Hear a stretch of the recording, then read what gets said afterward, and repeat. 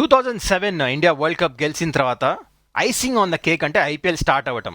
అందరికీ కొత్త ఈ ఐపీఎల్ ఎలా ఉండబోతుంది, 20 over format, franchise cricket, super stars అందరు ఇండియాకి వచ్చి ఆడుతున్నారు, ఇంక్లూడింగ్ ద పాకిస్తాన్ క్రికెటర్స్ కూడా. అందరికీ చాలా సర్ప్రైజ్ లాగా ఉండింది ఇది. కానీ what a tournament it's been.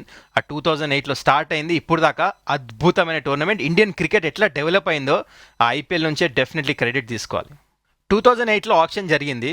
Auction తర్వాత the strongest team on paper undoubtedly Deccan Chargers ఉండింది.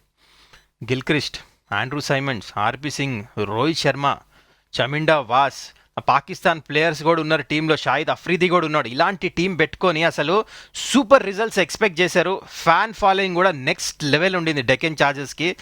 దాని తర్వాత టోర్నమెంట్ అయిపోయిన తర్వాత చూస్తే టేబుల్లో last finisher, which was very surprising.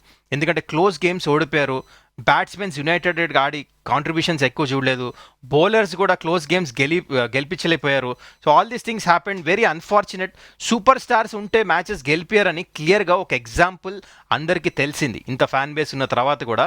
I think finishing last in 2008 Deccan chargers team was very very surprising.